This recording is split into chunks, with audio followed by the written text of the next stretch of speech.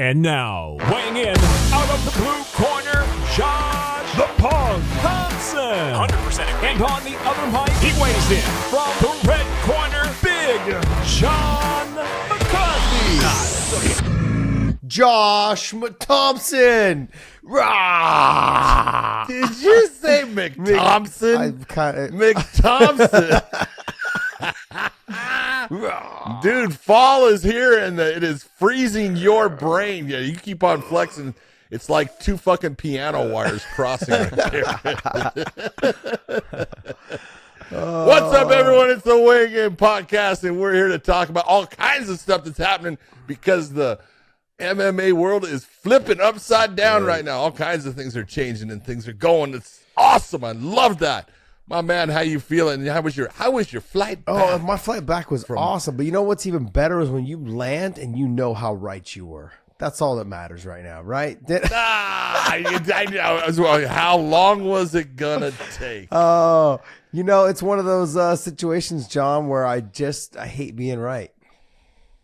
You hate? I hate being right. I mean, let's be honest, John. When it comes to let's be honest. I'm right a lot. I just don't get the so love. Happy. I understand why you're happy because this does not happen very often. Shower me with praise, John. Keep coming. It does not happen very often. John, it's probably been about three times when I'm right, that I can think of that you've been John, right. When I'm right, though, I am fucking right. I am right all the Spot on, fucking baby. time. Spot on. But how did you know he was going to get the cut? What's funny, right, is that when people, it's funny when I say to the person, like whether a person's going to fall out of the fight or, Islam's going to submit him in the first round or, before, round two or whatever. So now you've brought up two of the three times in your life. Yeah. There's plenty more, but I just, off the top of my head, I'm reacting right now. Plenty more? Okay. All right. I just got it. It's just, it's the ones, it's the people that go, oh man, you're crazy. You're nuts. It's not going to happen. They're going to fight. Charles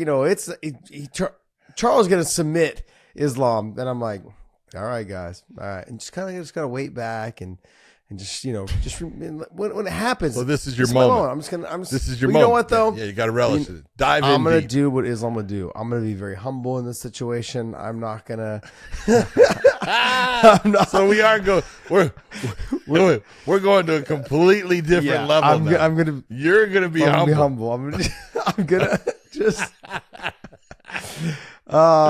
Look, I saw the cut. It looks CGI. So I'm just saying, I think he just pulled out. Oh my God! Look CGI.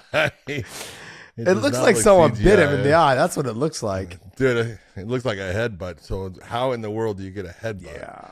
And I mean, honest. Normally, when you look at a cuts are caused by bone on bone, and they're jagged. And it's jagged. And you look and you go, well, how in the wasn't wearing headgear? Stupid. Yeah. Stupid. Yeah.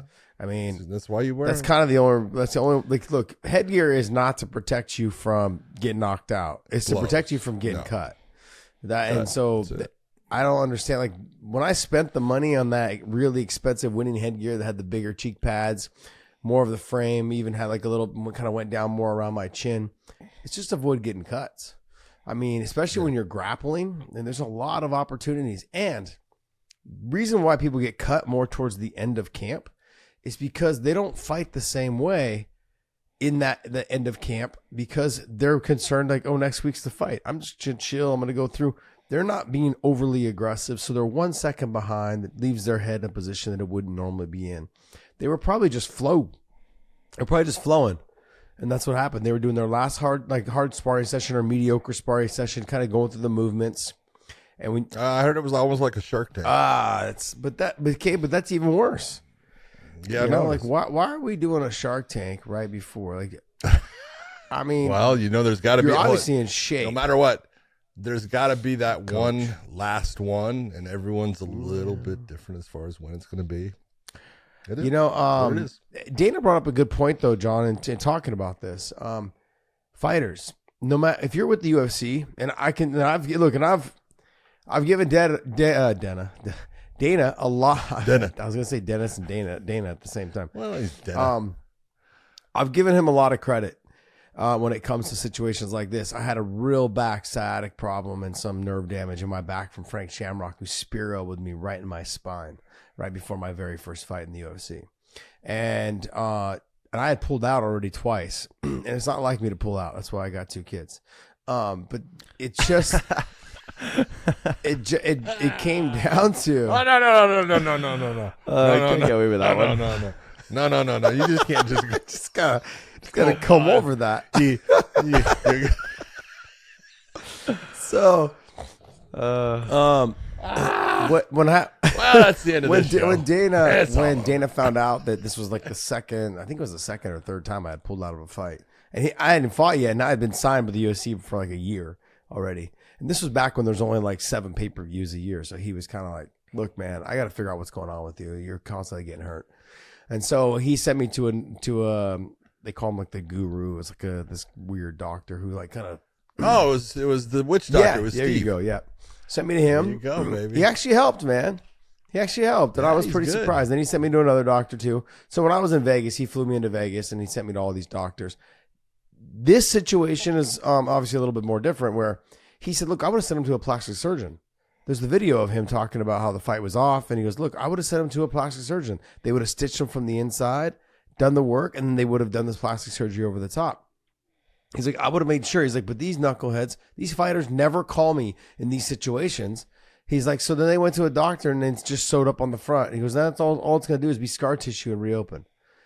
You guys, if you have an opportunity like this in this situation, you need to be calling your guys' bosses right away and going, "Hey, look, we got a nasty cut. Here's pictures, images." And Dana does the best he can. I got to toot his horn on this one, man. You got to give him credit where credit's due. I know we get a lot of flack. People talking about we bag on him all the time. But look, in these type of situations, he definitely wants to make sure the fighters are taken care of. And he's done it for me. This was back then when they weren't making any fucking money. So this is, now, I mean, obviously, he's looking to try and take care of his guys a lot. And I resent that comment. What? I resent that comment. I do not bag on Dana a lot. I bag on Dana when I truly believe Dana's wrong. And when Dana's right, I say he's right all the time. I think what it is, we have a lot of backstories, and so we tell sometimes stories that, this and so this. it's loading up. And so, so people just think we're bagging on him. I have nothing against him. Not at all. I actually, I say he's the best, best. He is the greatest combat sports promoter there's ever been. He has taken that mantle. There's no doubt about it. You can sit there and say what you want. He puts on more fights. True. In more places with more people and puts on big time shows than anybody. I mean, you got to think, right, John, that what the UFC is doing. Hold it. Is this a Dana praise section? I just want to make sure. Look, let's okay, do it. look, no, it's okay. Like the Dana situation, but a lot of it goes to Lorenzo and Frank, especially Lorenzo. Look, so I'm not taking anything away from what Dana's done. Dana's done a great job, but what they've done is they've created a real sport that is almost like very much like the NFL, where they're all fighters are under contract under the promotion. Now they're going to have to start doing something. I just don't think that in terms of the fighters' pay, they're going to have to get a bigger percentage of the pie here pretty soon. I mean, it's got to it's good. The fighters got to learn that this is for the best for them. I just don't think that they're going to be smart enough to do it. I don't think so. I mean, eventually you're going to run into some politicians that are able to get their way, and they're going to start making them change it a little bit in terms of percentage wise. But outside of that, the UFC is doing a great job. The PI is available for the fighters to feed them breakfast and dinner, or breakfast. I don't know what breakfast and lunch. Breakfast. You know what I mean? And so you get kind of that's why a lot of fighters live in Vegas now. It's very smart. That's right. Very smart. A lot of gyms. I know Javier was talking about opening a gym in Vegas. And the only reason why he didn't is because Habib's like, "I'm not going to train in Vegas. Doesn't matter." He's like, "I'm not going to train there. I don't want to be around." He doesn't like Vegas, and it's smart. Yeah. It's there's a lot of distractions. It just doesn't fit his lifestyle. His yeah, beliefs, which is good for him. But and I see the benefits of Javier going to Vegas and having a gym there, because all those fighters now, the ones that are struggling to make ends meet, the up and comers, living in fucking San Jose is total shithole. And then on top of it, it's expensive.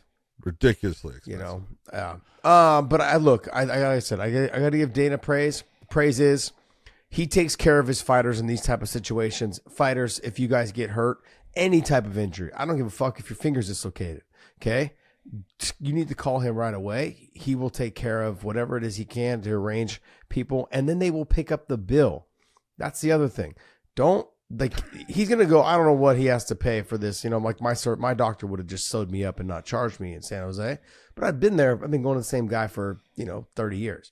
And so, I went all the way up until the guy who fucking birthed me. He fucking was my doctor until he retired. And then even still, he was like, hey, he would still help me out every once in a while. So, but no, this is, man, you're pulling some gems I am out. today. Look, I'm on fire, bro. It's fucking 5 a.m. We're here doing this shit for the people. I'm here for the people. What, Dave, give me some wrestler. Give me some wrestler that said he's the people's champ. Who's that? Is that The Rock? It's like The Rock. Christian Cage is the people's champ. Oh, see? What about the people's elbow? But no one gives a fuck about the people's elbow. Fucking. I give a fuck about the people's elbow. Christian Cage is the true people's champ, but if you're really talking like real fighter people's champ, Colby Covington. Jesus Christ, when he plays, here it comes. Ah, dude, look at him You hear go. that? Look at him go. Yeah. That's Dave slurping on Colby. Heard some slurp. Speaking of WWE, I had breakfast yesterday morning with Bobby Lashley and one of my best friends, Rich Chow. And good dudes, man. Good dudes. So we had some breakfast yesterday and chatted about some stuff that we may be trying to work on. So it'd be kind of fun. Big. Man, Bobby's big, dude. Dude, Bobby's big. Bobby is put together. It looks like someone took clay and just made round balls and just boom, boom, boom, boom, boom, boom, boom. Dave, have I ever told you that? That was pretty good. I've known Bobby for a long, long time, since he came right out of wrestling in college, and then he came right off the wrestling mat at the U.S. Open in Vegas. And I've known him for a long time. He used to wrestle against Trevor Pringley at Missouri Valley. And Trevor's like, I can count on fucking one hand how many times I took Bobby Lashley down. And Trevor Pringley was a JUCO runner-up. And the only reason why he was a runner-up, he was up 6-2 in the finals with like a minute left, and he tore his knee out and had to forfeit. And basically injury, and so he basically lost the national championship because of that. So, but yeah, he's like, man, he's like fucking Bobby Lashley. He's like that guy. Dude, he's athletic. He would shoot a double leg from all the way across from fucking 5 feet, 6 feet out from the fucking mat, and just like he was like a Jordan Burroughs like a heavyweight wrestler of Jordan Burroughs, power double fucking all the way across the mat and get it. Just so explosive. But yeah, he's phenomenal guy, very soft spoken. But he's turning heel though, right? Are you paying attention to this stuff, Dave? I think he's already heel. Oh, is he? Okay. He's part of already. I don't really I don't watch a whole lot, so but I know that someone was texting me saying that he's turning heel, and I was like, okay, because I saw him do this. What is it? What's his move? The spear. More does money in the heel. He does the spear. He has something else as well. Like I can't remember if it's called the Dominator or something, but he like has him on his shoulder and pulls him down into a DDT. It's pretty wild. Got it. And then the spear though. The spear is the spear though. He hit on what's the guy name? The guy Ray, the little guy Ray, the guy that flies around. Oh, Ray Mysterio. He hit that on Ray the other night, right? Yeah. Look at that. I know that. I got that before Dave. Guys, I don't. I watched when I was a kid, man. I was the Ultimate Warrior and Roddy Piper and Iron Sheik and King Kong Bundy. I was that era. Like then once it got into like, I don't know. Yeah, kind of. The Undertaker come back last when night. it went from WWF to WWE, I kind of lost interest. Well, that was like 2001. Oh, never mind. That was way before that. I lost interest way before that. when they stopped making the ice creams that had the little with the granola. Was it not granola? No, whatever. Like the sponge stuff. Yeah. Well, I don't even know if it was real food. I don't even know if it was real ice cream. They were probably horrible. Oh shit. But yeah, so anyways, let me go back to what we started on. So just if you're fighters, you guys got to keep in touch with Dana in situations like that. Take advantage of the situation where he can help you out the most. Don't go get shitty fucking stitch jobs. I think he saw the stitch job and was like, fuck, dude, we could have sent you to a plastic surgeon. So, that's what he basically sounded like he said. If you pull up the interview, that's kind of what he said. But Charles is out. And me being humble, I'm not going to talk about it anymore about how much I'm right, baby. How right I was the whole time. Just say it. Yep. Just say it. Volk, the great, the man that steps up, the man with giant brass balls, steps in on 11 days' notice to take on Islam Makhachev. My God, you got to admit, that dude is special. Like little short yellow bus special or just special? He doesn't what give kind of special are you talking? Fuck. He doesn't. He doesn't give a Well, John, fuck. this I love is him. a no-lose situation. Like the first time he fought, it was a no-lose situation. It continues to be a no-lose situation for him. That's Okay. it. Like there's, I agree with you. I think it is no lose. There's no. It doesn't look. And I also look at You look at fighters that are in a no-lose situation. The same thing happened with Michael Bisping when he fought Luke Rockhold. This shit can be an upset. And I'm gonna continue to say, Volk is gonna probably be one of his toughest fights ever.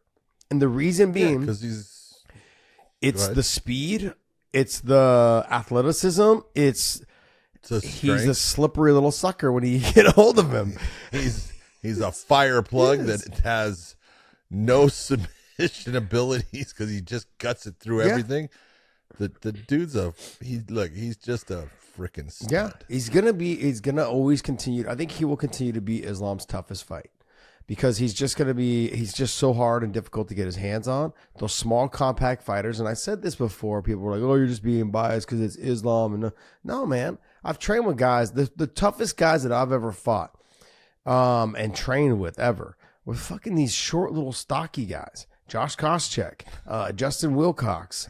I mean, these guys, and anytime I wrestled a guy that was short and stocky, I could never do anything to them. It was the most frustrating thing. They always had like little T-Rex arms, and then they just walked around like this, and trying to get elbow control and wrist control. And they're so strong normally. Dave, you see that movement? That was Josh fighting at 45. Yeah, it was so bad making 40. I had to make 143 when I fought Kid Yamamoto. That was the most miserable moment. No, I'm not talking at 45 as far as weight. I'm talking 45. Oh, me at the old age. I thought you meant the weight class. Hey, all that skill I'm telling going. you right now, man. I'm looking for that Nate Diaz bare knuckle boxing fight.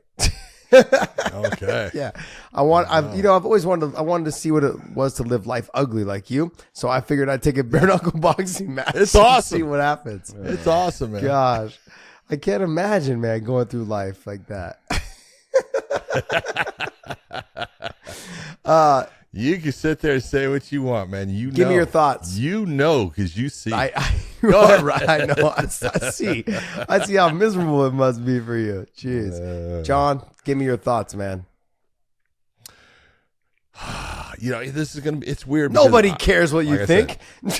Nobody cares. You shut your mouth. We're just talking WWE. No, so. I mean, you gotta look and say, odds are way against Volkanovski in this. First off, he wasn't training. Second off, he's coming off of a hand surgery. When I say he wasn't training, he wasn't in a camp for a fight. I know he's training, but he wasn't in a camp for a fight. Third thing is age. Take a look when you get into from 185 down. I think UFC fighters in world championship fights, males, 2-30 or 2-35. 2-35, I believe, is the record for the guy that is the challenger coming up in weight. So that's not a good, odds are there for a reason, and they kind of work out, And so you look and everything goes against him, but it doesn't matter. It doesn't matter. It's the fact that he's willing to take that fight on that short notice. Now, the one thing that I think is going to make a big difference in this fight, though, Josh, and this is what we talked about after the first one, Makhachev was drained for that fight because of time that he was allowed to recover from the weight cut. Here, he'll have the full time, and you're talking an additional anywhere between 12 to 16 hours of time. That makes a world of difference. Yeah, that's another 3 meals. When you're talking food, that's another probably at least a gallon of water of hydration. Yep. So because they actually came in at the same weight, and I'm not talking about weigh-in weight. I'm talking about the night of the fight in Perth. They were the same weight. I want to say it was like 178. Yeah. Okay, that's small for Islam. Yeah. and that is, Well, he's gonna be the bigger fighter. I think you're gonna see him in a position where he's feeling better, and I do think the fight's gonna be different. I'm just telling you right now, it's not gonna be the same fight. look, you're right. It's not going to be the same fight. I'm more nervous for Islam based on the fact that Alex may not fight the way he fought the first fight because he understands I'm not going to be as in good a shape as I was the first time to defend these takedowns. He may just throw caution to the wind because where he had success, I think he will. He'll be throwing fast, hard shots early in that fight to try to get him out of there. And Islam's one loss came by somebody in the very first round with a shot that that was fast, straight down the middle, caught him. And that was it. I think Volk's going to do a little bit of what Bisping did. Just fuck it. What do I got to lose, man? This is my shot at winning a title. I mean, another title for Volk, but you know what I mean? Like, this is my shot. I've been given this shot. I agree. I'm take I think that he's going to come out and he's going to be a lot, since he was so successful in being able to get himself back up onto his feet. And he knows, hey, I can get myself, and he does not believe that Makhachev is that strong in his mind. He's like, nope, I felt him. He's not that strong now. He might feel a little bit stronger when he's hydrated and feeling a little better. But I do think exactly he's going to come out and throw caution to the wind, and he's going to say, where's my greatest advantage? It is my speed. Yeah. I'm faster than him, and I can touch him before he can touch me, and I'm going to make him have to deal with that. And I agree with you. I think that is going to be his game plan. This fight. I don't John, think Volk thinks that Makhachev can hurt him on the feet. This fight scares me. Well, he sat him to his butt. I mean, that says that he kind of hurt him a little bit. I'm not saying that he didn't. That didn't happen. I'm telling you, I don't think Volk looks at it like, yeah, you can't hurt me.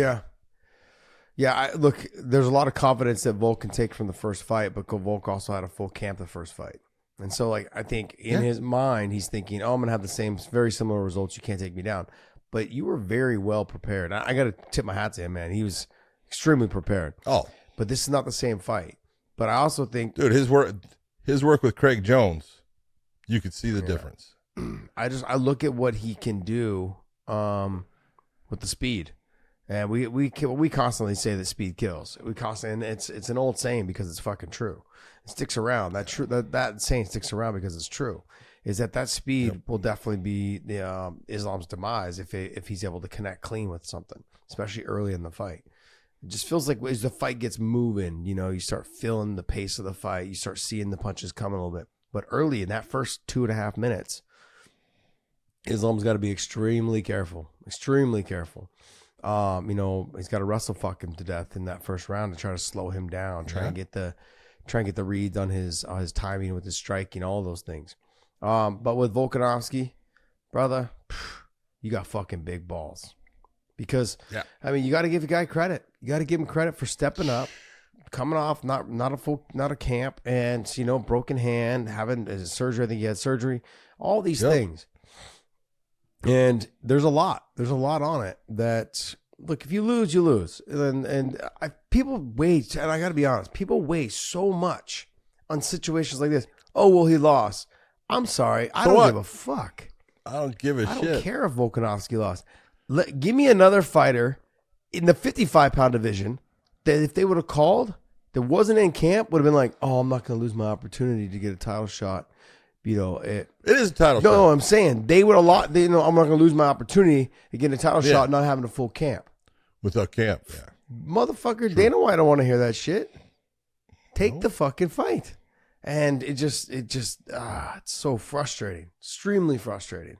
And so for this, Volk's got big balls. That camp's got big balls. His coaches got big balls. All of them by saying. No, his coaches don't have big balls. Oh, they said no? Because this is exactly what occurred, and this is why normally, if someone called you and gave you this opportunity, what's the first thing most fighters say? Let me check with my camp real quick. Let me talk to my coaches real quick, and I'll call you right back.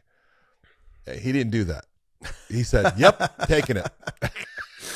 And you look and you go, "All right, brother. Yep, you the man." Well. Because that even look at you will get your coaches, some of them, your coaches in management, you don't talk to them before. they're gonna be pissed at you, and they're like, "What?" John, You know? let's not forget, man. Your coaches fucking work for you. Let's That's not true. forget that. I'm That is tired of true. all these guys That is going, true. well, I sat with my coaches and we decided that. Nah, motherfucker, it's your call. You run the show. Yeah.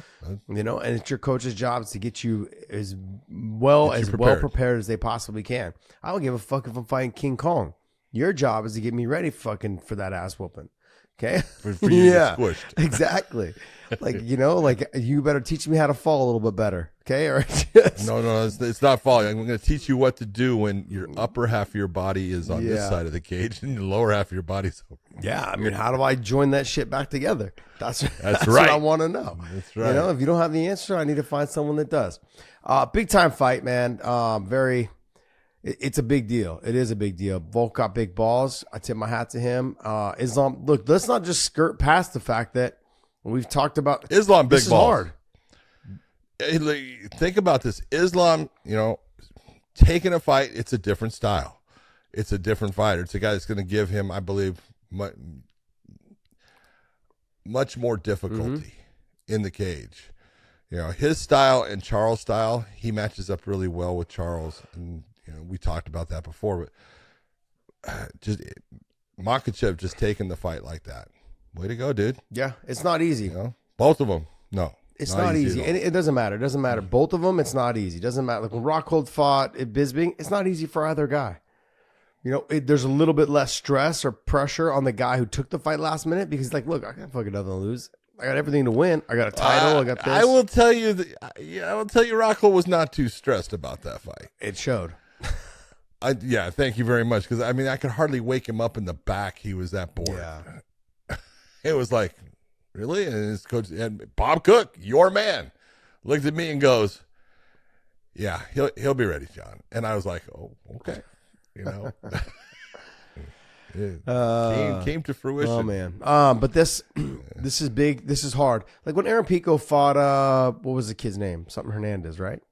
Which It was one? that fight where the kid came in on last minute notice. Remember, I think it was Hernandez.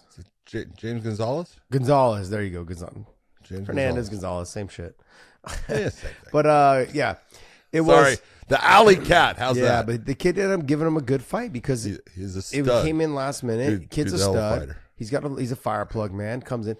This is very much similar to that, where you're having to change your style a little bit for who you're fighting. But the game for Islam is still the same.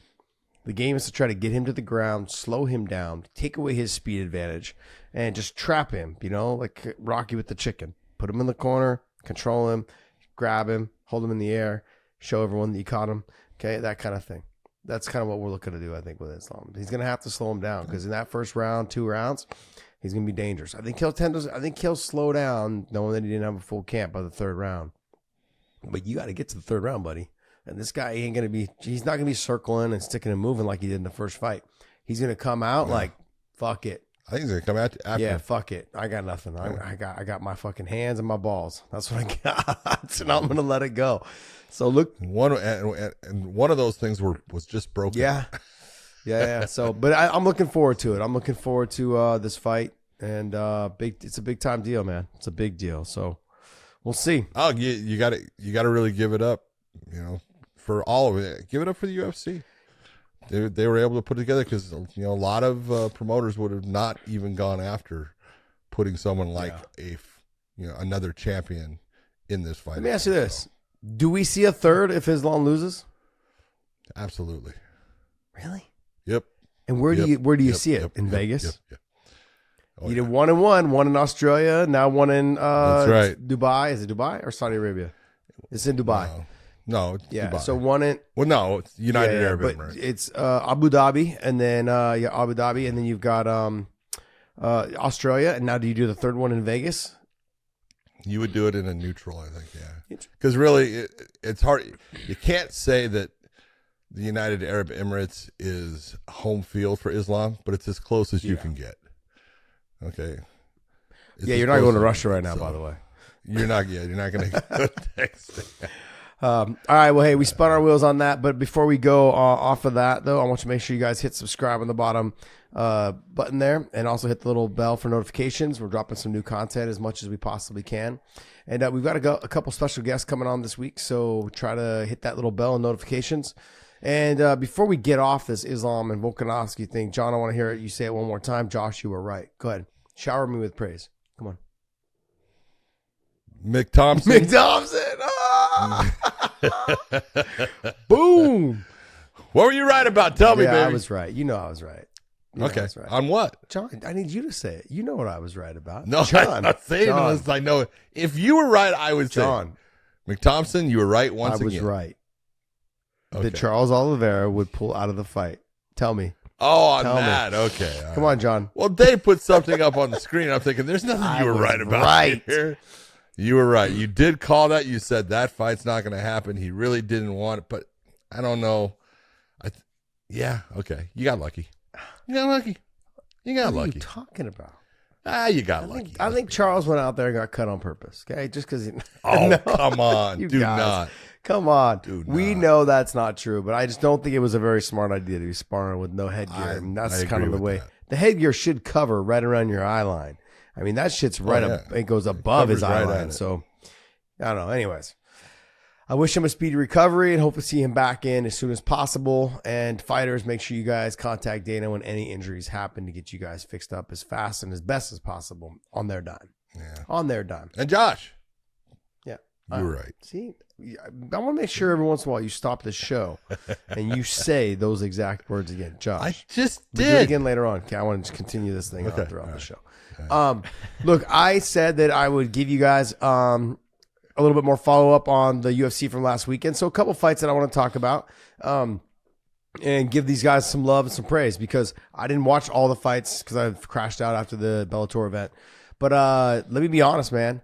Joaquin Buckley and Morano, I didn't expect. I fell asleep in the first round because it was so late. But Buckley and Morano, good fight, but very one-sided. Joaquin Buckley, Yeah, Buckley. he ran away with it. I think with him at 170, Controlled. John, 170. But that's where you I used know, to but fight. the thing is, I don't know what it is, but fighters as they mature, they feel they actually start realizing how important it is to just do the work, cut the weight, diet down, nutrition, take care of yourself. Like, don't just keep thinking, oh, I'm winning, I'm in the UFC. All I got to do is just do what I'm doing. No, man, you got to make sacrifices.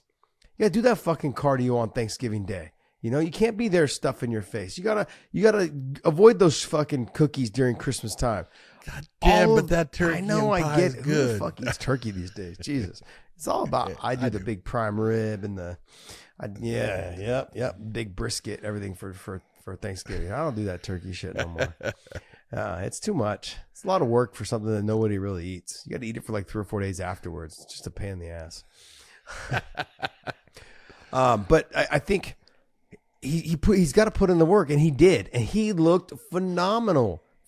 I also think too with the new regulations in terms of the rehydration, giving you more time, weight cuts, weigh-ins in the morning, it allows him to rehydrate at the level that he'll need to make sure that he can perform well. Not the time where like years ago when fighters only had like 24 hours, actually less than that, to get themselves back to full strength. And even then you weren't at full strength. So I look at this and I'm thinking to myself, you have a full, let's say 36 hours or less, 30 hours to really get yourself fully hydrated. And it's a good opportunity for these fighters, not to cut more weight, but to really just make sure that you can fully replenish yourself to give a good performance. Guys like Gleason Tebow, and they would have loved this. This would have been perfect for these guys. It's been around for a while. It has, but Gleason wasn't fighting for. I mean, he's kind of towards the end. I mean, yeah, because that came about at UFC 199. Did it? That was Yep. Trust me. Don't doubt me. That was the first time we used it. You're getting a little old, man. Brain's not as still trapped as it used to I'm be. not getting a little old. Yeah, you are old. You are. But I thought that fight was a very one-sided fight. Morano lacked the speed. He didn't have the output. He was letting Buckley bully him around. The power of Buckley was very impressive. I mean, to me, I think that was the difference maker, and that's what caused Alex Morano to have problems. He got hit with some big shots, and it was like, ooh, I can't take a lot of those. No. And it was the speed in which it was getting there, too. With the power, and it was the speed that it got it there, and they were clean shots. I mean, he was getting hit with uppercuts. He was getting hit with hooks. I mean, it was a great performance by Joaquin Buckley. I mean, I know he didn't get him out of there and finish him, but Morano's a tough dog, man. He's a tough dog. And so when I look at what Buckley was able to achieve, the kicks, the power, the shots, he's got to start throwing a little bit more straighter punches because those are getting there fast. Yeah, he loops a lot. Of loops. But I thought his uppercut was on point in this fight. Drew Dober, just a masterclass. He looked phenomenal. Yeah. Ricky Glenn didn't have anything for him. The speed of Dober, the way that Dober was moving his head offline, throwing his shots, he looked fantastic. He looked great. Well, you got to talk about Dober's footwork. Dober's footwork is really good, and he did a beautiful job of drawing Ricky Glenn into the power, which ended the fight. So all those things add up, and when you're able to complete those little things that bring someone into your range, into that position, then draws them into the power, hey, that's all set up. That's all based upon hard work that you're doing, and Drew Dober is reaping the benefits of that, and he looks great right now. Yeah, he does look really good. The thing is Ricky Glenn, if you are fighting someone who's that much shorter than you, stop ducking your head down by their waist. I mean, it doesn't make any sense. Keep your hands up by your chin. You know where they want it. This is the thing that drives me crazy about fighters sometimes. They want to hit you in the chin. They want to hit you in the face. Stop reaching to parry the punch way out here. Let the punch come to you. There was just moments where he was all the way out like this with his hands out, and the shots were just going right through him because he was missing the parry or he was dipping his head right into the uppercut. I mean, there was a shot that hit him clean, but it was the uppercut that actually landed next that did a lot of the damage. And then it just was like a snowball effect. And then he kept dipping his head even lower and lower. He kept getting hit with the same uppercut. And it was like target practice for Drew Dober when it came to the uppercut and finishing with the bigger power. He's fast. He's explosive. He's got and goes back to my original talk or my original comments about Volkanovski and Islam, is fighting those little stumpy guys, thick legs, big trunks. I mean, fucking big old ass hammer on them, they're hard. Well, usually those guys, those thick legs and big ass, creates power. Yeah, he's explosive. He's got power. He doesn't have the best wrestling in the world, so the Ricky Glenn fight was a good fight for him. But he's gonna have problems with guys that can really, really wrestle. But he's getting better. He's getting better every time I see him in there. He's on fire right now. Great performance by Drew Dober. You gotta give him some love. I think that puts him as the most knockouts in lightweight history in the UFC. That's pretty impressive. Absolutely good. I mean, great job by him. Bill Algeo, great performance against Alexander Hernandez. God, I don't recall him being this slick, this good. I knew he was good, but he looked good. Algeo? Yeah, I knew, but he's Wonder Boy Thomson like. Yeah, he does a lot of the. That karate stance and the in and out and the back and forth and blading and stuff. He's good, and on the ground he's freaking good. No, I thought he looked phenomenal. Hernandez, I don't know. He's in this weird position right now where I feel like he's trying too hard. There's something's missing. Something, John. I can't put my finger on it. Yeah, confidence. That's what's missing. I mean, ever since. No matter what anyone said, when he had so much confidence going into when he had that Donald Cerrone fight, and that fight took something away from him, and he hasn't gotten it back since. And that fight was a while ago, and he's been fighting uphill, trying to get back to having that confidence that he had going into that fight with all the fights he had, under his belt. And I just haven't seen it. It's just not the same. No, I agree. But something's missing though too. It must be with the training, the whatever it is. Something's missing. I can't tell. I can't put my finger on it though. It's just not there for him right now. The Belbita fight versus, how do you say this girl's last name? Is that? You're talking about, Carolina. Kowalkiewicz. The it's so funny because I want to be very clear. You guys in the comments, I don't normally listen to it with the sound on because I normally don't listen to it with the sound on, but because people were bagging on us this last show for not pronouncing people's names right, like several people did. I'm like, I don't listen to how he's like, well, they say their name 100 times. I don't listen to it with the sound on, dummy. It's so frustrating. I said, I don't know how many times I've said it. Every once in a while, I'll click on the sound to kind of hear what they're saying about an exchange, but that's about it. I don't listen to this. So they're like, why can't you guys pronounce these guys' names right? They say it all the time. I don't listen to them. Because there's too many of them. That's I don't know if it's impossible to get the exact. And look, they don't say their names right at times. This guy, whoever it was that was commentating, he didn't say this girl's name right either. And then what it did was it caused the other person who was there with them, I can't remember who it was, to not say their name right. I think it was Paul Felder. He didn't say their name right. And then the other person did say their name right. Because I thought it was Kowalkiewicz. Yeah, I thought it was that. But then because I had read the comments, and people were saying like, you guys can't say their names right. So I want to see how they said this name. Well, I can tell you the person on there was calling her like koala something. Okay? Kowalkiewicz. It was Kowalkiewicz or some shit like that. So I don't want to hear about how John and I don't fucking say these people's names right. All right? Because like I said, I don't listen to it without, this is my little rant for the day. It's frustrating. I'm like, and not to mention, John, you and I are responsible to remember 300 fighters' names on our fucking roster for Bellator. And then we watch UFC, and there's another 600 fighters there, and I'm supposed to remember everyone's fucking name, And then no, but here's the best part, because you'll sit there and it's like you'll have someone that's got a very difficult name, and we actually will get a tape of how to say their name, right? Okay, and now you get this tape, and then you'll do it like the tape. But the tape wasn't done by the fighter. It was done by their trainer, who actually calls them something. Yep. He doesn't say it the right way. So then the fighter will come up and say, oh, you actually say my name this way. Well, then why wasn't it on the tape that way? And it's like, you can never get it right. And then they'll change it. And then you'll get one from Brazil, especially like Carvalho. We get a lot of Carvalhos, right? And if it's from Brazil, it's Carvalho. And if it's from Portugal, which is the same, it's Portuguese, Carvalho. Yeah. And it's like, how the frick am I supposed to know? Well, let me give you an example.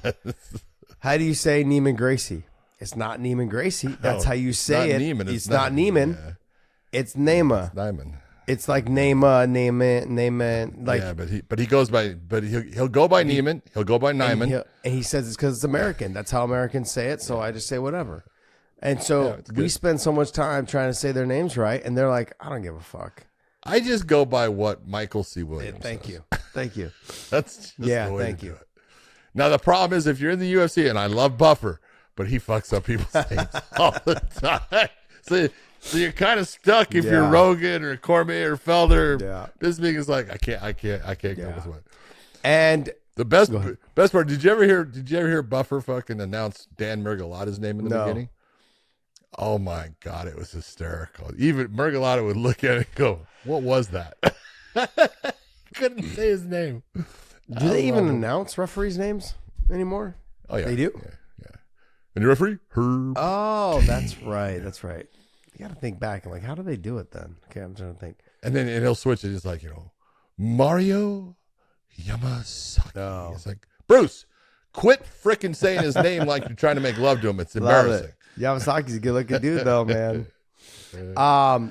Oh, you have never been up close, obviously. This is very true. Just kidding, Mario. Very true, John.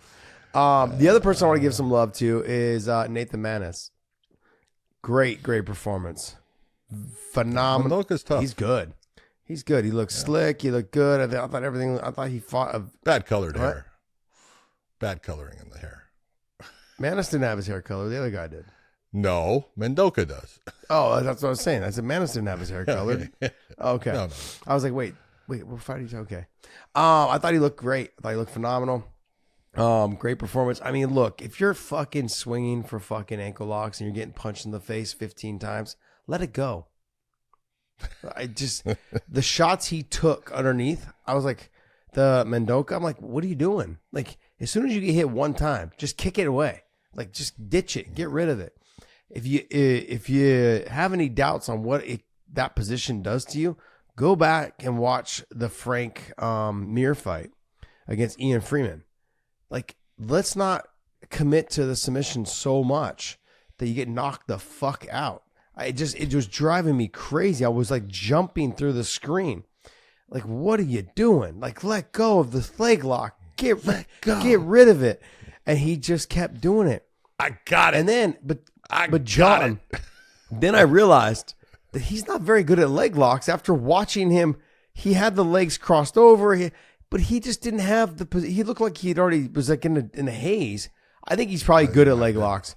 But you could tell he was in a haze from the shots he took because the legs were right there and he just didn't know what to do with it. He was like, he had to start putting him, if he would have crossed one leg over the other, or if he would have actually just locked into figure four on Mattis's legs, he was out of it.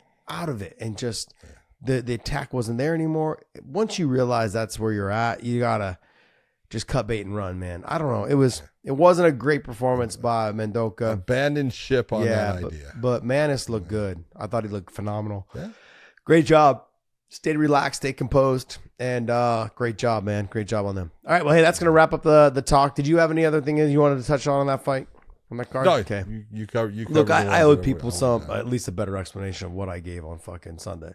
So I felt like I cheaped you guys out of some knowledge on that. So, but hey, before we move on though, you guys go to onlyfans.com/weighing-in, onlyfans.com/weighing-in. Like I said, hit us up if you guys have people that are athletes, guys that can want to share some knowledge, whether it's soccer techniques, jiu-jitsu techniques. Have them hit us up. We will try to get them connected so they can start making some extra cash on the side and, giving themselves a platform.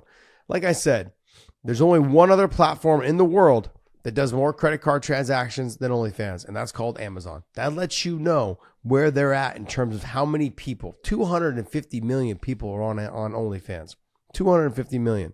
That's a ton of people. So you have plenty of people to advertise to that already have their credit cards on file and they're ready to spend money. So if you have content you want to produce, you want to put out there on the platform, you guys hit us up in the DMs and let us know, and we could try to get you guys contacted with someone to try to make a little extra spending cash. Obviously that is all subject to like who you are, what you can produce, what kind of content you make. But look, we're out there trying to help these guys, professional athletes or any type of athlete that is trying to sell their content to make some money. So hit us up at onlyfans.com/weighing-in. All right, let's go ahead and let's talk about this weekend's fights. This weekend's fights, you take a look and you go, you got the big pay-per-view coming, so it can't be that great. But the main event is a solid fight as far as, especially styles and the way that these guys fight. Edson Barboza taking on Sodiq Yusuff. Yusuff is just, man, good wrestling, strong, fast. He's an impressive fighter, and we all know what Edson Barboza does. Edson Barboza is a striking master. He's just beautiful on the feet. But if you can get him down, you can many times be able to keep him on the ground because you want to stay away from his stand-up. I would say that Sadiq really does want to kind of stay away from the stand-up a little bit, but he'll swing with him. I think it's a great main event. No, I think it is a really good main event. I think that Sadiq is a little bit. He's not as good of a technician on the feet as Edson Barboza, but Edson Barboza has been proven that he can be dropped, that he can be knocked out on the feet too. You got to be very cautious. Edson's getting some years on him. You got to look, man. No, he is. Yeah. He's got a beard on him now too. So, but I like that. But I think the speed of Sadiq is going to be just equally as matched with Edson. Edson's still fast. He's fast. He puts the combinations together well. I think that Edson's going to have a little bit more of the power and the kicks. The power in the hands may go to Sadiq. But I don't think Yusuff can take him down. And I don't think that's going to be. I mean, Edson Barboza's whole career has been based on stuffing people's takedowns. And I want to go back to people when you watched him fight Khabib. Khabib had a hard time a couple of times getting him to the ground. And when he did finally start getting him there, they came easier. Not really. He did though. He did. There was a couple of times where he got in and he just was struggling to kind of get the fight to the ground. He was able to dominate. I understand he was able to dominate, but if you really want to go back and look and talk about takedowns and stuff with Edson, go back and watch his Tony Ferguson fight. No, that's true. He was doing very well in that fight, and that was the time that Tony was on a streak of wins and doing dropped great. Tony, I believe. He did. He dropped Tony, and he had a great fight. Like, he's a stud. You really want to go back and watch a fight that was just, in my opinion, just balls out. Both guys. Shane Burgos against Barboza. God damn. Good fight. Man, great fight. And that just shows you what kind of heart that Edson Barboza has. So it's a great main event. It's going to be an exciting fight. I really Is Shane making I don't know who's going to win. Go ahead. Is Shane making a mistake going to 55 when he went to PFL?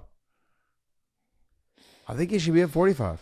I think he should be 145. I mean, I know he's huge for the weight. He's a big guy, but Yeah. at 45, he's got the power, he's got the size, he's got all the things that you need to be. I mean, he's kind of a weight bully. A little bit like how, It's okay. Yeah, he's kind of a weight bully. But here's the problem, and I'm going to get the name wrong, and so people can get all mad. But when you watch him in the PFL, first off, he took on OAM.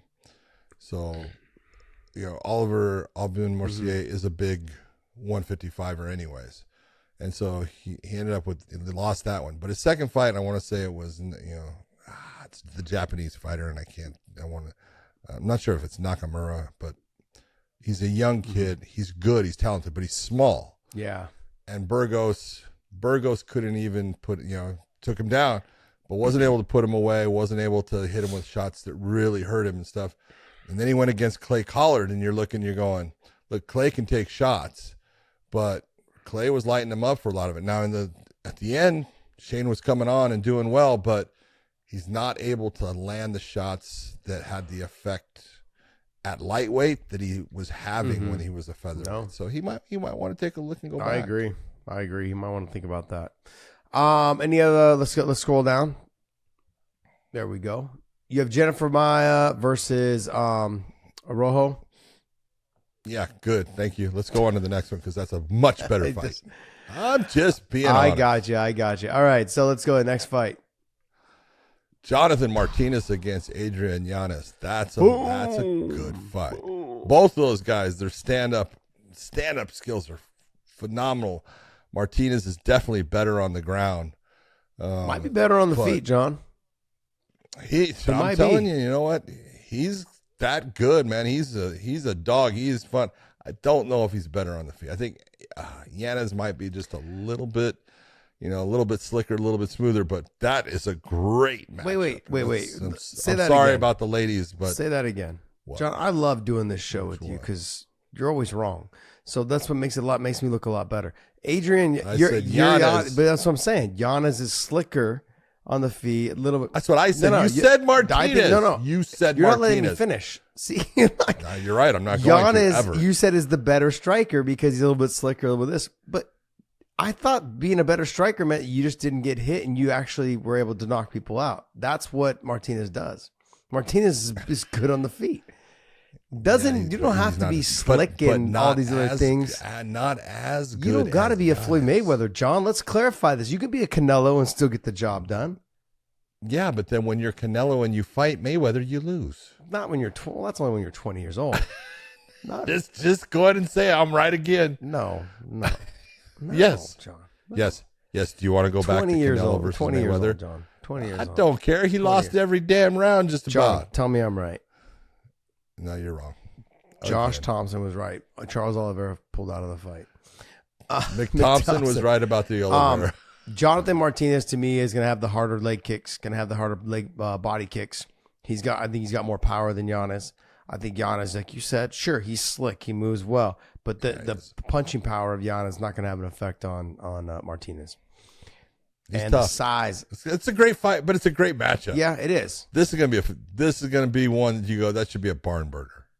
Yeah, it should be. I good. think it's going to be a little bit of a feel out process in the first, half of the first round, and then they're going to just start to go. I don't think Martinez. I think Martinez is going to walk him down. He's like, I'm not going to be afraid of you. He's going to walk you down, throw big shots.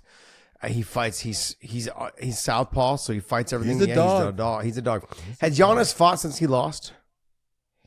No, I don't think so either. Can you click on Giannis for me? Yeah, he hasn't fought since he lost. Yep. Yeah, I mean, there's a lot of mental too, the confidence. I mean, what was his? Go back to that. What was his win streak before that? He had like an 8-fight win streak. I want to say. Yeah, that's insane. Well, even more than that, maybe 9. Jeez. So the confidence isn't what it was, and also too, he's got that fear of, man, I don't want to lose 2 in a row. So he may not be the same fighter, and so I'm going, okay. And Martinez Martinez hasn't lost. He's got what? 2 losses, 3 losses? No, he's got 4 losses, I believe. When was the last time he lost? 4 fights or 5 Baby fights. Grant, a man that Yanez beat. That was a while back, though. Okay. I think Martinez is going to be able to walk. 5-fight win streak right now. What's it called? Rafion Stotts. He trains with Giannis now that he lives in Houston, that Houston area. So he's down there training with Giannis. He said he's good, really good. So, I mean, he'll have the ability to work with someone who can wrestle like Stotts. Stotts can fucking wrestle. Helps. And and the speed of Stotts and the way he mixes things up. But Martinez just a little bit bigger, a little bit harder leg kicks, a little bit harder body kicks. And he stalks. He stalks after you and makes you fight a very uncomfortable fight. From what I can gather, his last couple fights is that's the style which I think that Giannis will succumb to. Rob Font will walk you down, piece you up, that kind of stuff too in the boxing area when he knows you're not trying to take him down. Yeah. So that I think that's going to be. I agree with you, John.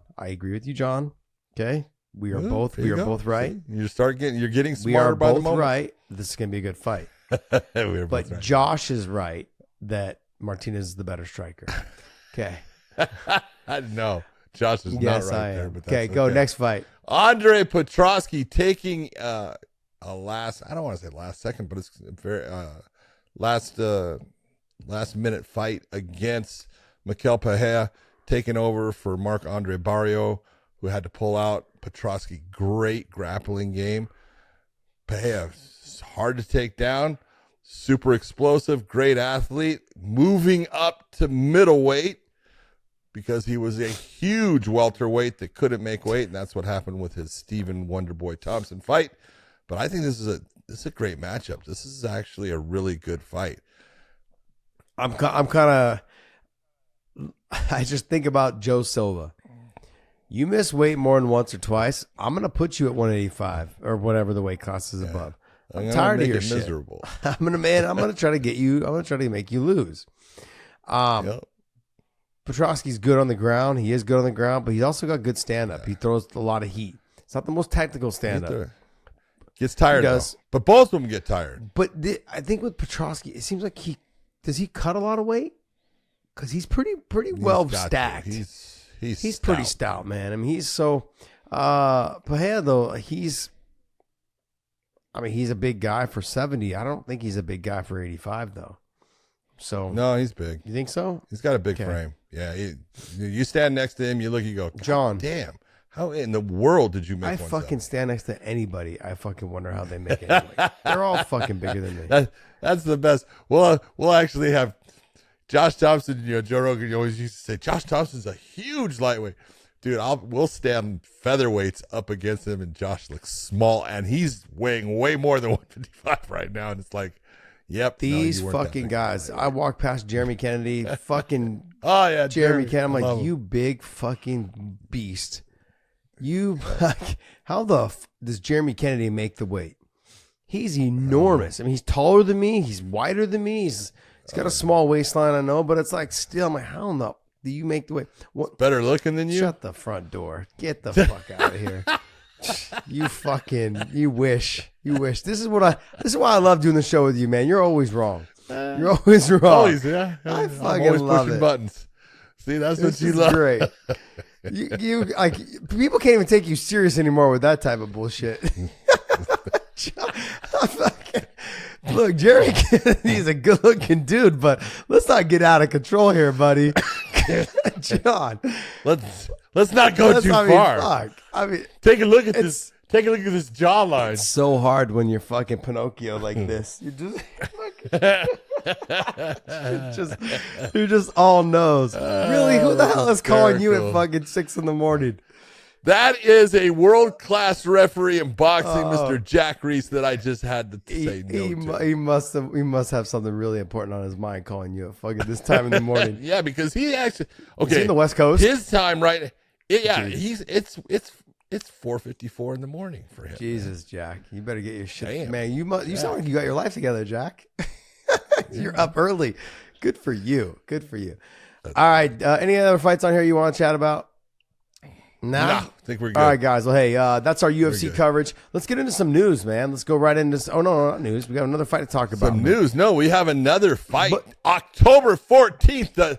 The fight is on. Before we talk about that fight, make sure you guys subscribe to us down below in our main channel as well as on our Clips channel. The Clips channel has a link in the description, so you guys can click on that and head you over to our Clips channel. Subscribe to us on both channels. We appreciate you guys, and thank you guys for supporting us. Go ahead, let's talk. KSI versus Tommy Fury and Logan Paul versus, I don't know if it's going to happen, Dylan Danis. But go ahead. KSI's been talking a ton of shit, man. He is all, man. He is actually saying that, you know what? I feel so good. I'm doing so good. I would fight Canelo right now. I'm like, and you would get your ass handed to you. Who the fuck wouldn't fight Canelo? John, we talked about this the other day. You called me up. If someone called me up and said, hey, we want you to fight fucking Canelo, you know, and you got to last 5 rounds, you know, whatever it is. I'm like, I'm taking the fucking, you're going to pay me how much? If you paid me $500,000, I might even do it for $250. Like, that's how fucking crazy I am. I would fucking fight his ass. Like, you call me up and like, hey, let's fight. I'll fight you for, you know, fuck yeah. Get in the, well, I'm sorry. I know it's going to suck for a little bit, but you can say you did it.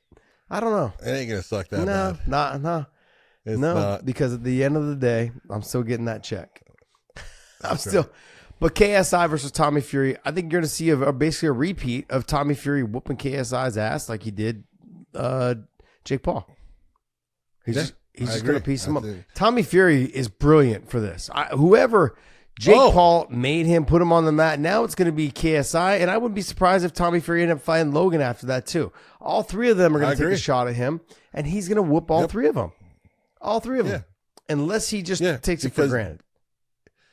The only thing that I worry about with this fight with Tommy is he's got to lose a lot of weight.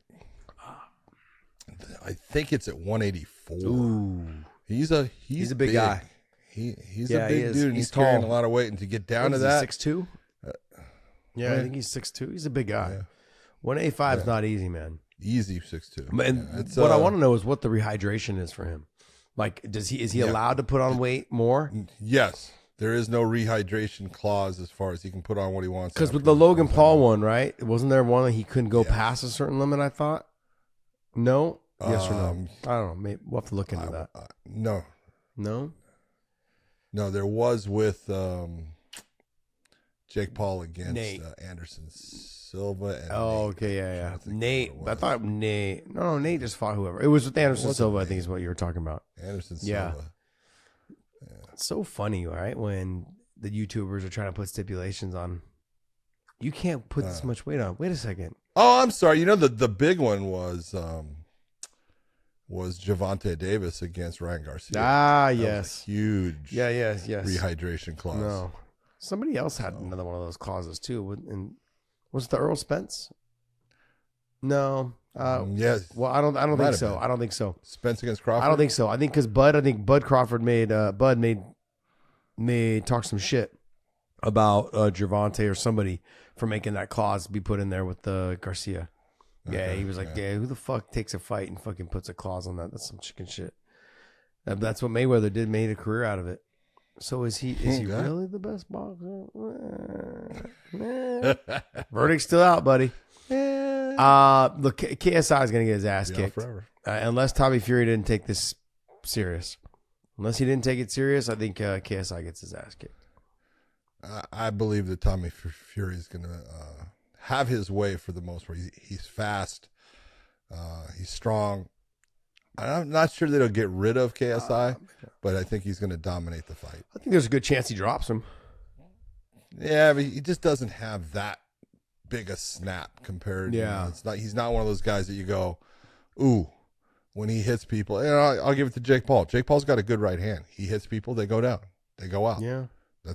He's got that. Tommy really doesn't have that. He talks about it all the time, but he's kind of like his brother.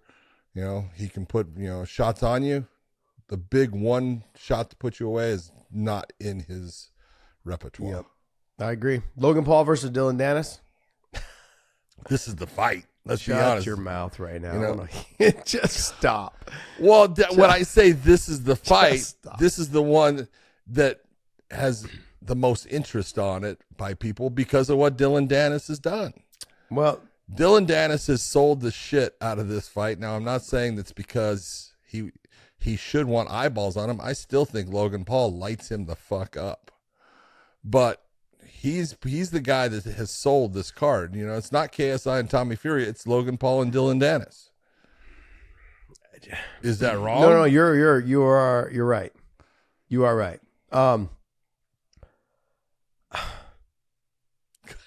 It just disgusts you, though. It's so bad, John. It's so bad. Like, we're gonna talk about this in a sec, but if I'm Dylan Danis, like I don't know if I could fight someone that maybe because Logan Paul's not the one suing Dylan Danis, but I'd have no respect for you anymore.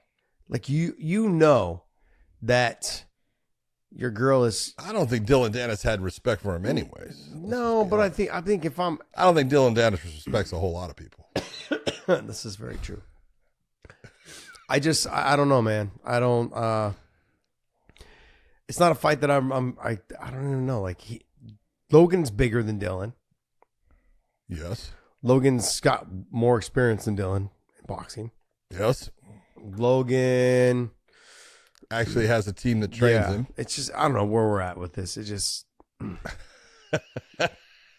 I know where we're at with this.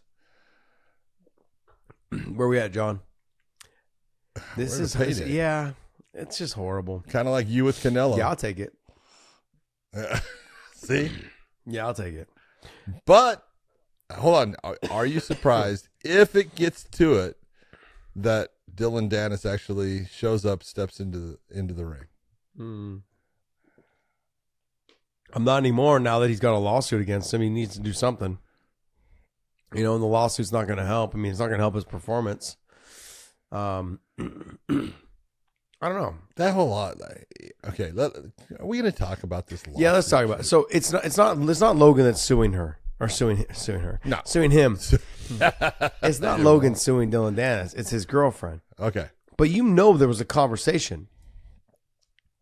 Oh yeah, and look, it can be. Logan comes out, it's like, oh, it's not. I saw that. Go ahead, Dave. Pull up the Schaub thing. Let's go ahead and talk about this. Okay. Because the fights suck. So let's talk about the actual drama with it. Yeah. So Brendan put out this post on his. By the way, I will just say that Brendan had reacted to something else on Twitter, and then Logan replied to that. But Brendan expressed his beef with this on his own show, and then Logan had tweeted in response to something else, but kind of in line with what Brendan said. So just for context, here's what Brendan had to say about this. First rule of Fight Club is we don't sue each other. Outside of this, let's say they weren't fighting and Dylan was doing this. Okay, now I see defamation. He's going after your girl, your fiance. That makes sense. As soon as you sign the contract to fight, you make him pay with your fist. Not with your lawyers, not with your money, through your fist. That's why you're fighting. Thank you. Now, the Logan Paul fans can't stand Dylan for doing this. Now you get to watch the guy that you love punch the other guy in the face. Dim the rules. That's how this goes. Nobody wins when you sue. Nobody. A judge might say this guy wins. You both lose. When parents get divorced, they bring in lawyers. Everybody loses. Mom loses. Dad loses. The kids definitely lose. I don't like that they're going down this road in any facet. All I'm saying is I sympathize with Dylan. If I'm going to sell a fight, I can't go based off his fighting credentials. So what else are we going to do to sell this thing? It's a good point. Bullseye. Look, like you said, John, Dylan Danis is the one selling this fight. I didn't even know this fucking card was happening until Dylan started getting on the internet ravaging fucking Logan's fiance. I didn't even care. It wasn't even on my fucking radar, John. But let me ask you a question. How was he able to, as you say, ravage his fiance? That shit's public, dog. No, but I guess apparently some of the photos. Who made it public? Apparently some of the photos were hacked and taken and not supposed to be out there. But that's not. Don't. But yeah. But it's not my. But it's not something that. Look, if he came across them, how is he supposed to know that those photos weren't meant to be public? I mean, he didn't. Dylan doesn't seem like someone's a fucking hacker, by the way. Yeah. So no, Dylan's not out there hacking people's shit. Somehow, someone hacked her shit and got made public. He took it from a public platform. This is all a distraction. This is all bullshit, I think. And you can already tell. And look, I don't. Logan Paul is obviously ran by his girl because she's gonna do what the fuck she wants. And I just look at it like he's allowing her to already take charge. I mean, this is the kind of relationship you want, buddy? Like, you're getting married to this? Like, look, I don't know her, but I'm telling you right now, you have got to think to like, let me whoop his ass, and then we'll talk about lawsuits. Thank you. Let me whoop his ass. We'll talk about the lawsuits after. Babe, trust me. You got to trust me on this one. I'm gonna make him pay. Okay, that's where you go. And if I don't, then we can sue him. But yeah, exactly. Go ahead. But I mean, it's like it's not like Logan hasn't done things towards Dylan. Now he did things with Dylan's girlfriend saying, "Oh, my brother banged your girl and stuff like that." All right, he brought out a cake with Dylan having a fucking camel toe. Yeah. Okay, what does that mean? What are you trying to say? Okay, you've done your little stuff, and yes, it is towards Dylan to a point other than the girlfriend thing. And yes, I'm not that big on someone attacking family. No. Now, I guess, and she is family. She's his fiance, so that shit ain't solid till the ring. Exactly. That's my whole point. It's not solid. But, by the way, I've never seen a ring that could plug a hole. By the way. Shit. Excuse me. Could you say that? I've never seen a ring that could plug a hole, buddy. Yeah, it's like, hey, whoever he wants to marry and everything, that's all great, and that's your business, and I will say nothing about it. But to everyone out there, hey, we all make choices in life, and we decide what we want to be and who we want to be and what we want people to see of us. And when you put these things out there and then someone uses them against you, don't cry. Yeah. You can't cry. Let your boyfriend or let your fiance go out and punch that person in the face. It's the greatest payback there is. He gets to physically beat him up legally and make money doing it. There's nothing better. I say it all the time. The whole thing with the lawsuits and stuff, it's gone too far. Yeah, it's way too much. Where do you guys stand with, you guys have been on a record before, like have an issue with like taking it as personal as this. So where do you guys stand on that side of it where, the lawsuits? This is where I stand on, like, look, when Conor attacked Dustin Poirier's wife, your wife is in me DMs, or when he was attacking Habib's wife and Habib's dad and his family, that's beyond that, because you want to know why? Those people are not public. His girlfriend is out there publicly with multiple boyfriends. The photos are out there. The history is out there, and that's okay that she's had. Yeah, that's fine. We all have whatever a she does. Past, I mean, not checkered. Whatever it is, we all have a past, and some of it is something we probably most of us don't want to talk about. But like with her, she's a public figure. You're honestly, you're fair game. In a look, I didn't like what Chael did with Tito's wife or ex-wife. Bullshit. That was bullshit. I thought it was bullshit. All he did was post pictures of which a lot of them were actually just off the internet that were taken by paparazzi. I'm sorry, but there's nothing I can do about that. They're public. Now the ones, I don't know which ones were not made public or ones that were hacked apparently. Well, there were some photoshopped ones where, it shows like Dylan with her. Yeah. It's like, Yeah, sure. Okay. But I mean, you know. Dylan's been known to pull some ass. Being honest. Did Logan Paul not bring in the guy that choked Dylan, the bouncer that choked Dylan? He brings him in as his bodyguard. And he says, fair play, beautifully done. I loved it. Yeah. Great job. Hey, whatever. You both had your little things. But then I see Logan gets a little upset. Go ahead and read this because I don't have my glasses on. Yeah, so it bums me out. Oh, you want to do it there, Dave? No, you go ahead. It bums me out that 3 weeks ago I DM'd you. This is to Brendan Schaub. Nina's lawsuit details because of your ignorance, and your response was, "Oh Jesus, did not know that. Not cool." Then you come on here talking about Fight Club rules like you're the referee. I don't get that, but it's not what he did. The twisted promotion has gone far beyond the fight game, and you know that. Plus, I'm not the one suing him. Here's where we get into, okay. He picked a fight with an innocent woman who is standing up for herself the only way she can, by holding a predator legally accountable for breaking the law. Any person who doesn't understand that is a delusional twat. The lawsuit is her choice, and I fully support her. Now I get to break his face in front of, yes, you do, in front of millions of people and ruin his entire life. Win-win. I mean, my personal opinion is if you or anyone that's looking to fight Logan Paul or Jake, or I'm not gonna put Jake in the same category. Is that I'm not looking to schedule a fight with you. I mean, no matter what the money is, because anything I do that may upset you, you're gonna run and get a lawyer to sue me. It just doesn't make any sense. Like this is well, he's saying, but he's saying it's not him. It's his. He's backing her, saying he's condoning. Absolutely, he's condoning what she's doing. That's which the whole means difference. He has no moral compass when it comes to this type of stuff. It's very obvious he doesn't have a moral compass. He became famous for taking pictures of people hanging in Japan. That's why he's got it. That's why he's famous. And so it's very true. He doesn't have a moral compass in this situation. Wait a second. You want me to fight you. So he goes and signs them. And then I want you to promote the fight. His brother got mad when Nate didn't promote the fight and was talking about suing Nate because he wasn't promoting the fight.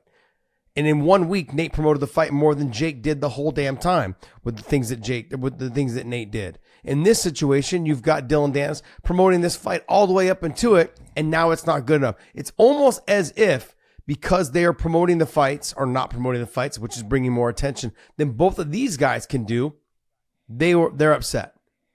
It's like they want to be the ones promoting and being the stars, and they don't want the other guys to promote or not promote and get more attention than them. It's weird to me. It really is. You brought this guy on because you thought he could sell the fight, and you thought it was an easy fight for you to win and get paid.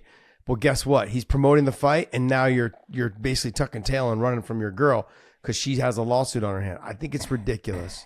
I think it's absolutely ridiculous. See, I go with it. Look, I'm going to give you a little advice for marriage. Okay. I've only been married for 39 fucking years. Okay. And I'm being honest here. I'm going to give him some fucking advice.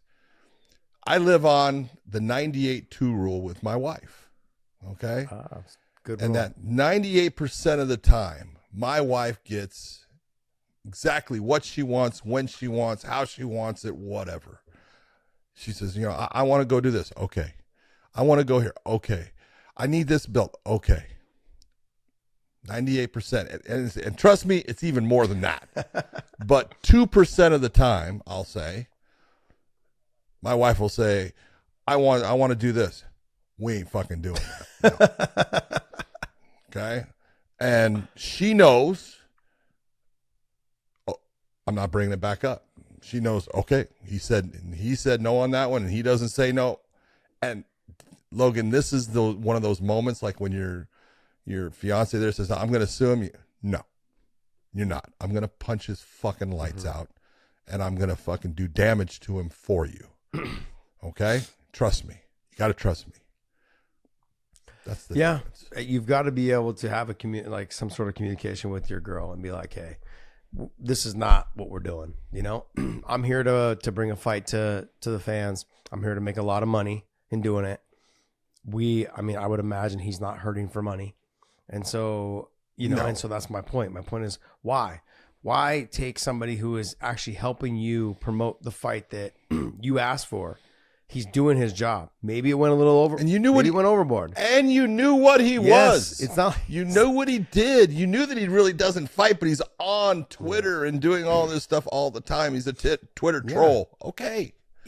Don't be upset when he is exactly what you knew he was. I don't get it. He is what you thought he was. Good luck to you, Logan, as far as the fight. I think you're going to do well. Yeah. All right, next thing. What do you got for us, Dave? All right, we have a new heavyweight fight in Sao Paulo. John Almeida versus Dave, Derek give me a Lewis. little bit of energy, man, when you say this shit. Come on. I'm up at 5 a.m. to listen to you mumble shit. Let's go. Curtis Blades had to pull out of this fight in Sao Paulo, Brazil against Jelton Almeida. And Derek Lewis has stepped up and said, I will take that fight. And I'm being honest. Look, Jelton he's really looked good, and I really like him, and I think he's going to be something special in the heavyweight division. But he cannot end up underneath Derek Lewis. Yes, he's got a way better submission game. But, as you would say, it only takes a couple of punches to go from black belt to white belt. Yes. And Derek Lewis can make that in a shorter time than many. And so you got to be really careful with the Black Beast. I've always enjoyed Derek. He's fun to watch. I think Almeida is one of those hot and upcoming prospect guys that is definitely going to make a mark in the heavyweight division, but he's got to fight this beast. Being an intelligent fighter. Yeah, he's got to fight it being intelligent. Yeah. Look, on the feet, I don't think he has much of a chance. On the ground, he has a chance when he's on top.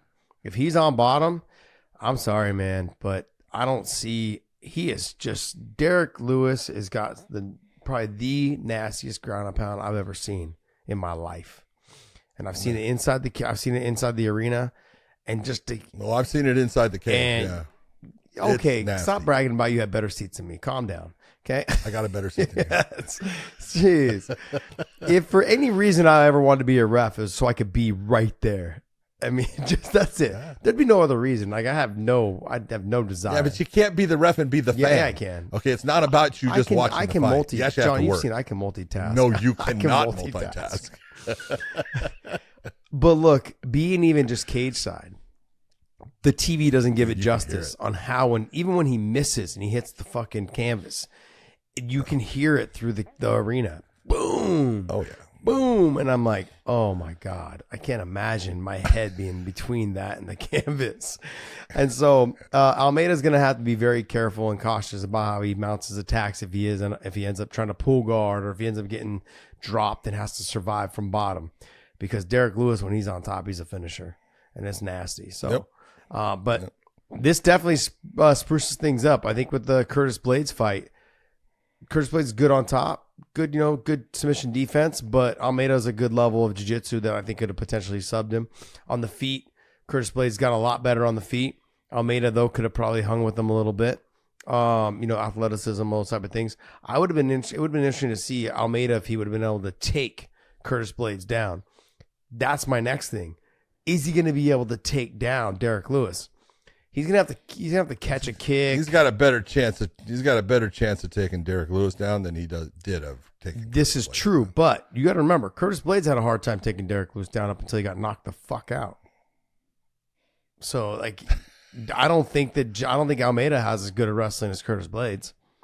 So I want to know how he plans on getting this fucking fight to the ground. That's where I'm at on that. It's a little bit of a. So. All right, well, hey, I guess we're in for a good fight there. All right, let's go. Let's talk next one. Yep. Dana White says the Khamzat Chimaev versus Paulo Costa fight might also be in jeopardy because Paulo went and had elbow surgery, 3 weeks ago, and his elbow looked like it was infected. Staph. I saw the picture of it. Staph, yeah. And so he obviously had a lot of nasty, pussy, staph. Gross stuff. He had staph. Yes. Looked like he had a staph infection. Disgusting. Exactly. Yeah. Yeah. As I like to say, when you guys get staph infections, bro, take a fucking shower right after training. Go away. Take a shower after training. Go home. Wash your ass. Okay, do something. No, it is one of those things, man. Once it gets in the gym, people start getting it. You got to get them out. You got to get people out and just tell everyone. Once one person gets it, tell everyone. Make sure any cuts. Time for bleach. Any cuts, any pimples, any of that shit you have on your body, make sure you're scrubbing yourself directly after training. Yep. The antibacterial soaps, all that shit. Yep. Do the best you can. Look, and this card may potentially just fully fall apart, given that Paulo Costa, if he ends up falling off, who are they going to bring in on last minute notice? Supposedly they have someone. It's already been but the thing is the UFC also said for the Charles and Islam fight that Gamrot was the replacement, and then they brought in Volk. He is the replacement. But they brought in Volk. He is the replacement. Yeah, but he is the replacement. But they announced. But he is the replacement. He's the replacement now. No, he was the replacement before. Yeah, and he's the replacement now. You go on. Look, here. Can't make this shit Okay, up. Stop. What was it? You knew what happened. Dana went and looked and said, "Oh shit, Charles, we're gonna put I'm gonna call. I want something different." And he went and he called Volkanovski. Yeah. I mean, look, it comes down to. Good for him. Let's be honest. What this all comes down to. He called up. I know what it and comes he down called up to He called up to Abu Dhabi and said, "Hey, Abu Dhabi." And they said, "Yeah, we kind of want someone else besides Gamrot." He said, "I want a bigger name. That is exactly. I'm paying you a lot of what because Dana even said in the thing, I had to call the powers to be. The powers to be Abu Dhabi. Let me call these sheiks and say, They're paying, who do you want that's right. and how much can we pay them extra to come on and take this fight on last minute notice That's right. in Abu Dhabi? Okay, well, we want Volkanovski." And they ran to Volk and said, "Hey, we're going to pay you an extra $2 million." He said, and Volk said, Probably more than "Yeah, that. it could be more than that, but I'm saying," and Volk goes, "I don't give a fuck about my hand. Yep. Let me cut this cast off right now. Okay, I will fucking fight whoever for this money." Brilliant. Right. Yep. People that can't quite wrap their head around the fact that Saudi Arabia, Abu Dhabi, Dubai, all these sheiks, they're not millionaires, they're not billionaires, they're trillionaires. They own their own banks. They are trillionaires. They are not people that give a fuck about money. They're smart with their money. They know what is important to them. But like, if they have an event like this, absolutely, they're going to be like, "Yeah, whoever, we want the best fighter you can find to fight him, and we want that fight now, and we're going to pay for it." That's what they did. That's what Dana did. That's why he even said, "I have to call them first until fucking somebody in Brazil opened up their big fucking mouth." He got so mad. Someone out of Charles's camp opened up their fucking mouth, got it out there. He's like, I was trying to wait to put it out there until I talked to the powers to be, Well, there's a lot of strings to pull when those things happen, and it's like, as soon as the media finds out, then everything's coming, and now you got all these people trying to find out stuff, and it just makes it more difficult. Yeah, I know. I mean, everyone recalls it happened at UFC 200. Some people don't work there anymore because of it. Anyways, what else you got for us, Dave? All right, second to last right here was a funny video. I gotta be ready to press play here, but funny video from this past week's UFC. I'll play it for you and then get your reaction. Here we go. Oh man, my man Keith Peterson, Mr. No Nonsense. I love him. Look at him, man. He's standing there. He's cool. He's ready to raise that hand. And Bobby. Yeah. Keith Peterson's got that look like, shit. Look at him turn away and then walk out. I'm done. I'm This out. guy. Get me the hell out of here. bro, I love him. this guy can't catch a break. So first it was Dom. You smell like cigarettes and alcohol, bro. He doesn't drink or smoke. That's one. So he's taking heat from Dom on that. He does now. A couple weeks back, he had kind of like a bad stoppage, or it was something like that. He had something that went wrong. I think he did something that. Anyways, let's bypass that. Okay, he had something where something was a little controversial. I can't remember exactly what it was. That was like probably like a month ago, maybe a little bit longer than a month ago. And then now this getting spit on. Like, what the fuck? Dude, when people say, man, fighters should be refs, there would have probably been a fight right there that broke out. If you were a fighter and you were the referee and Bobby spit on you, you'd be like, dude, I would have hit him. I would have hit him and been like, bro, what the fuck? I've had a lot worse than that. A lot worse. I mean, like, I've been known to blow my nose on your shoe and stuff, during fights, because The farmer blow Yes. is awesome. Yeah, but no, I've had there was one fight. Do you remember Josh Salmon? Yeah, he passed, He's right? passed. Yes. Great guy though. He was fighting. I want to say Kyle Magallanes. Kyle, Caio, and Josh was lighting him up, and it was like the end, right near the end of the second round, and Salmon was just having a great fight. Magallanes was having a tough one, and he had basically broken his nose, and his mouth was all bloody and stuff, and it gets to the end of the second round, and I stop it, and and they're starting to have words, and Magallanes decides I'm going to spit on him, right? Well, he didn't spit on him. He missed. He hit me. Fuck. Right? And it was just all right. And I put him to this corner. And I go to the commission. And I said, "Hey, he tried to spit on him. I want him fined." Right? And then Bob Bennett is like, "All right." Right? Well, then I get done with the match because Salmon ends it and walk out. He says, "Don't do that in the middle of the fight, telling me to find someone. I can't find him right now." I'm not telling you to find him right now. Yeah, there Let's you see go. if we can see this video. It won't come up. And yep. Will it come up? But man, I'll tell you what, the commission ended up taking like $5,000 from him, man, for this one thing. It was like, it's just John, look, so what you're there's certain admitting things you though don't is that do. you're a Logan Paul. Is that he was promoting the fight. You got mad No, that you guys that's not promoting the fight. John, That's not promoting John's the fight. fucking Logan Paul. Jesus, John. Look how skinny you were back then. Yeah, I ain't skinny, dude. I weigh like 280 right jeez. there. Just more muscle. Yeah. Oh, See, that was he missed him. jeez. Oh, jeez. Yeah, I probably can't play this guy, so because it's been taken down Oh, it's everywhere all else. good. So. Yeah. Oh, he just turned and spit. Oh, Yeah. jeez. Look at John yelling at him. Jeez, John.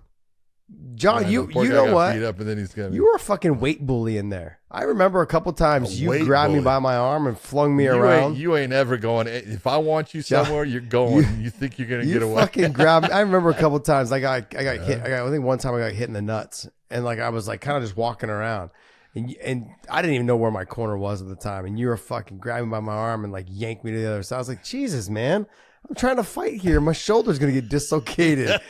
Fuck. Oh, you're such. You blow everything up. I mean, Look at this come guy. on. Wow, he panicked quick. Bro, there was no He got defense. beat He up. just panicked. He got He beat got up his ass kicked. Why? Oh, here it is. right here. Yep. Oh, just the spray of it got on you, huh? Just Oh, dude. nasty. Oh no, it got all over me, Jeez. man. It was. This it guy. was Look at nasty. now he's looking at the camera. You know, he's got the widest set of eyes I've. Oh, never mind. It's just the angle.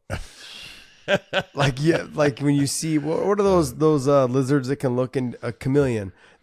Remember Marty Feldman, No. Young Frankenstein. Oh yeah. I God, do. Great, Yeah, dude. Yeah, the eyes that pop out, and they would stick to the side. I do. He looked like a. He looked That like the guy. chameleon. That guy With looks like he eyes looks that like a go, chameleon. This Muggle guy. All right, what else you got for us there, Dave? All right. Well, the last thing I have for you guys is tomorrow is October 12th, and so I have one thing to say. Happy birthday! Woo! Shit, 74. Big John. Fuck. 74. Jeez. Man. Can you believe that I'm 47 years old now? Jeez. 47. 47. I'm only 2 years Double older that, than you, dude. motherfucker. That's where you're at right now. Jeez. You got 47 chins. I got more chins than a Chinese phone book. This is true. This is true. Bro, you look good. You've been doing well. I love it. Happy birthday, brother. What Thank you you, guys bro. got anything Appreciate planned? No, not that I know of. You thank didn't God. use the 98 2 rule? No, God, no. Oh. See, That's a great rule. I like it. hey, it works. I'm telling you, man. Guys get all because everyone gets all fucking nitpicky about things, and it's like, dude, it's not that important. Not that important. Let her be happy. Let her have her way. Okay, but there is those times you go, that ain't fucking happening. No, and when she doesn't come back, hey, well, what about you? Nope.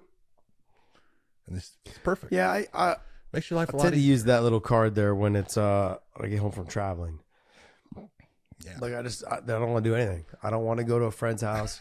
I don't want to go to dinner. I just want to fucking sit in bed or walk around the house. And I want to take my shoes off, feet fucking no socks. There you go. Walk around the backyard, do whatever. Go, maybe sit in the hot tub, whatever. I don't want to do anything. Leave me alone. I don't want you asking me questions. I don't want you to Well, now you're just being a pain in the ass. leave me alone for 2 seconds. Being just a prima donna. What's for dinner, John, on the tomorrow night? Oh, you know what? It's my daughter is a culinary chef, and she cooks all the time for me. It's gonna be tacos, dude. I love street tacos. Yesterday was Tuesday, bro. You can't have tacos on Thursday. I can have taco Thursday. Do you call them man. tacos on Thursday? Yeah, tacos. Tacos. Taco Taco Thursday. Fuck it, we'll make it the thing, John. Fuck everybody. We'll make it a thing. Just for That's your right. birthday. Dude, we're starting it Taco up, man. Thursday. Taco Thursday. Taco Thursday. All right. Well, I got the ping to wrap us up, so I just got a ping right now to wrap us up. So Okay. let's get this thing. All right, hey, we're going to wrap this up. Go to WayneInMerch.com, WayneInMerch.com. Pick up some of our apparel there. It is getting cold. You can see John in a hoodie. There's a reason behind it. Go to WayneInMerch.com. Go to OnlyFans.com/WayneIn, OnlyFans.com/Wayne. Subscribe to us for free over there. And hit that subscribe button on all platforms, on our audio platforms, Spotify, SoundCloud, Google Play, all those things, iTunes. Hit the subscribe button on all those platforms. And thank you guys so much for subscribing to us. And John, take us away.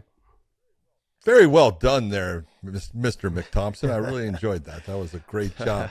For everyone out there, I hope you enjoyed. Enjoy the fights this weekend. There is a lot. And if you're crazy, you'll pay for KSI versus Tommy Fury and all that crap. But enjoy the fights. The UFC's there. We will see. I was right about Charles Oliveira. Thomson was right for once. Maybe twice.